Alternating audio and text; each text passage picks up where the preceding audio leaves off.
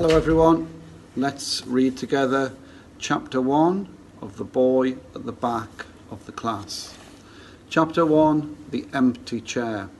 There used to be an empty chair at the back of my classroom.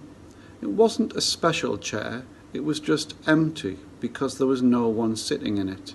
But then, one day, just 3 weeks after school started, the most exciting thing that could ever happen to anyone happened to me and my 3 best friends. And it all began with that chair. Usually, the best thing about starting a brand new term is that you get extra pocket money to buy new stationery with. Every year, on the last Sunday of the summer holidays, my mum takes me on an extra special adventure to hunt down my stationery set for the new school year. Sometimes I get so excited that my feet feel jumpy inside and I don't know which shop I want to go in first. There aren't many nice stationery shops where I live.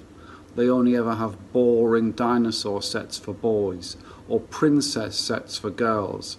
So Mum takes me on the bus and train into the city, where there are whole streets of shops, even huge department stores that look like tall blocks of flats from the outside. Last year, I found a space-themed set with pictures of an astronaut floating past the moon. It was on sale too, so I bought a pencil case, a math set, rubbers and a long ruler, and still had nearly £1 left over. The ruler is one of my favourite stationery pieces because the astronaut floats across it in water mixed with silver stars. I played with it so much that the astronaut got stuck to one side and couldn't be bothered to move again. But it wasn't my fault. Mr. Thompson, our teacher last year, had such a boring voice that my hands needed something to do. That's why it's important to have fun stationery with you in class, because you never know when you'll need to stop your brain from falling asleep or doing something that might get you into detention.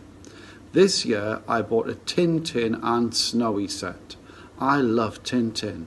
Even though he's only a character in a comic book and isn't real, I want to be just like him when I grow up.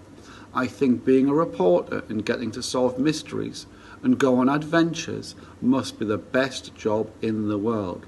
My mum and dad used to buy me a brand new Tintin comic book for my birthdays, and Mum saves all the comics her library are about to throw away because they're too old or ripped and gives them to me. So I have a whole collection of them now. I've read them all at least 50 times. But I'll have to think of another pet to travel with because I'm allergic to dogs. I don't think cats or hamsters or even trained mice could be half as useful as Tintin's dog Snowy. And even though I've thought about it for at least a year now, I still haven't come up with anything.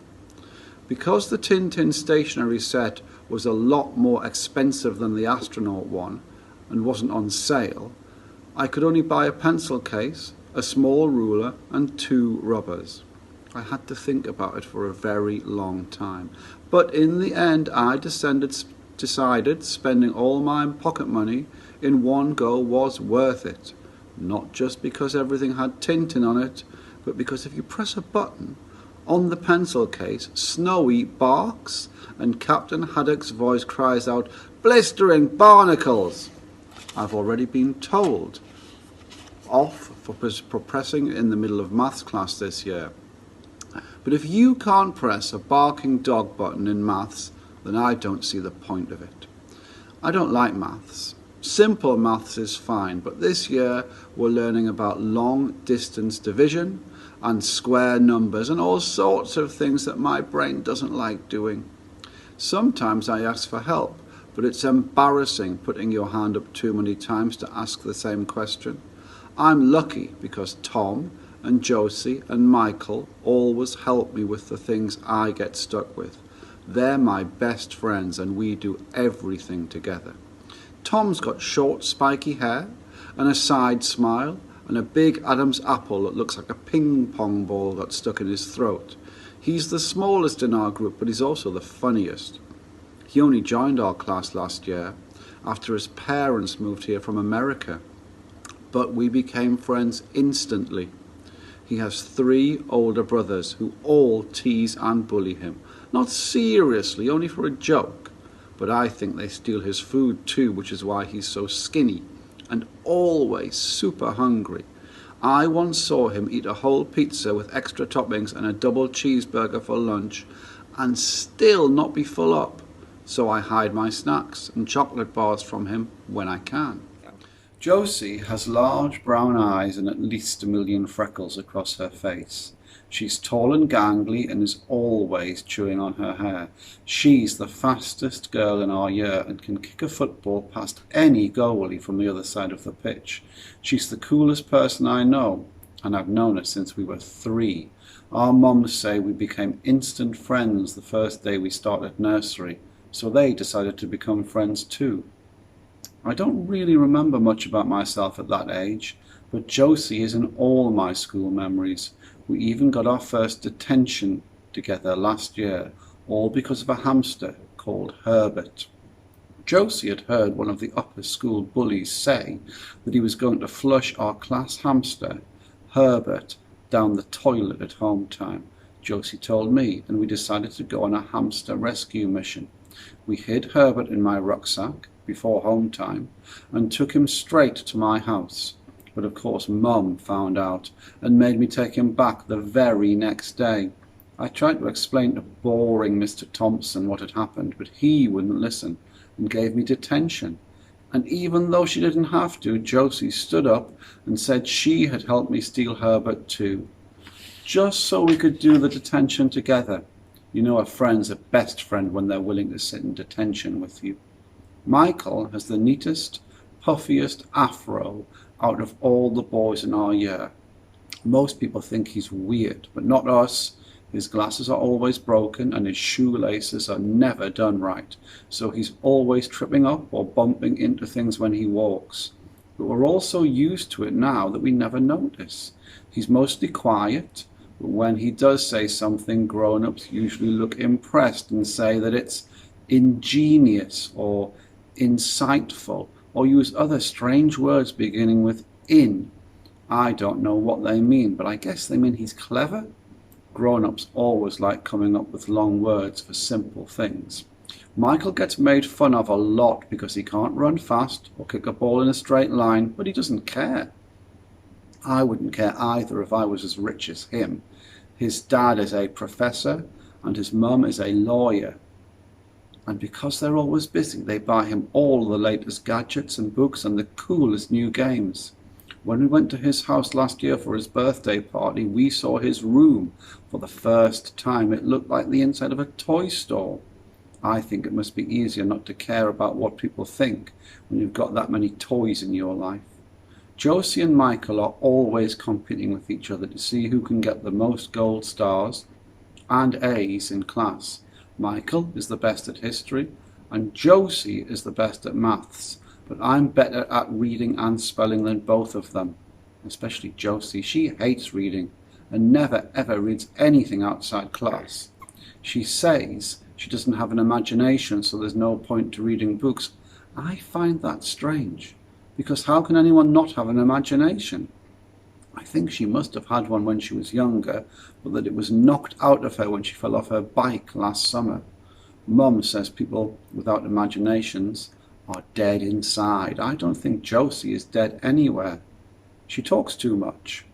Having 3 best friends can make school seem like the best place to be, even on the most boring day. Although this year school has become a whole lot more fun, and that's because of our new teacher, Mrs. Khan.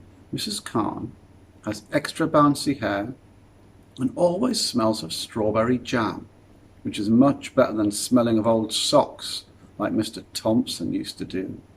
She's new to the school and extra clever, much cleverer than Mr. Thompson ever was. And she gives us prizes on Fridays when we've all been good. No other teacher in our year does that. Mrs. Khan lets us do all sorts of interesting things that we have never done before. In the first week of school, she helped us make musical instruments out of things we found in the school's recycling bin. And in the second week, she brought in a brand new comic book to read to us that wasn't even in the school library yet. Then in the third week, something happened that was so surprising and made everyone so curious that even Mrs. Khan couldn't make us focus on our lessons properly. And it all began with the empty chair. It was on the third Tuesday after school had started and Mrs. Khan was taking the register. She was just about to call my name when there was a loud knock at the door. Usually, when there's a knock on the door, it's just someone from another class bringing a note, so no one really pays any attention. But this time it was Mrs. Sanders, the head. Mrs. Sanders always wears her hair in exactly the same way and peers over her glasses whenever she talks to anyone. Everyone is scared of her because when she gives detention, she doesn't just make you sit in a room, she makes you memorize long words from the dictionary and doesn't let you leave until you've learned them all off by heart, the meaning and the spelling. I've even heard of lower graders being stuck in detention for hours because they had to learn words that were as long as this page. So when we saw that it was Mrs. Sanders at the door, we all fell silent. She looked very serious as she walked up to Mrs. Khan, and we all wondered who was in trouble. After she had whispered and nodded for a few seconds, she suddenly turned around and, peering over her glasses at us, pointed to the empty chair at the back of the class. All of us turned around to have a look at the empty chair. This was the chair. As I said, it was a pretty ordinary chair, and it was empty because a girl called Dina left our class at the end of last year to move to Wales. No one really missed her except for her best friend, Clarissa. Dina had been a bit of a show-off and was always talking about how many presents her parents got her every week and how many pairs of trainers she had and all sorts of other things that no one else cared about. She liked to sit at the back of the class because then she and Clarissa could pretend to be doing lessons when really they were drawing pictures of their favourite pop stars and giggling about someone they didn't like. Someone else could have taken the seat, but no one really wanted to sit next to Clarissa. That's why the chair had stayed empty. After whispering for a few more seconds with Mrs. Khan, Mrs. Sanders left the classroom. We expected Mrs. Khan to say something, but she seemed to be waiting, so we all waited too. It was all very serious and exciting.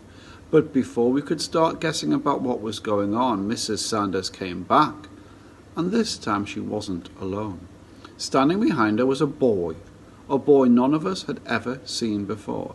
He had short dark hair and large eyes that hardly blinked and smooth, pale skin. "Everyone," said Mrs. Khan as the boy went and stood next to her, "this is Ahmet, and he'll be joining our class from today. He's just moved to London and is new to the school, so I hope you'll all do your very best and make him feel welcome." We all watched in silence as Mrs. Sanders led him to the empty chair. I felt sorry for him because I knew he wouldn't like sitting next to Clarissa very much. She still missed Dina, and everyone knew she hated boys. She says they're stupid and smell. I think it must be one of the worst things in the world to be new to a place and have to sit with people you don't know, especially people that stare and scowl at you like Clarissa was doing. I made a secret promise to myself right there and then that I would be friends with the new boy. I happened to have some lemon sherbets in my bag that morning, and I thought I would try and give him one at break time. And I would ask Josie and Tom and Michael if they would be his friends too. After all, having 4 new friends would be much better than having none, especially for a boy who looked as scared and as sad as the one now sitting at the back of our class.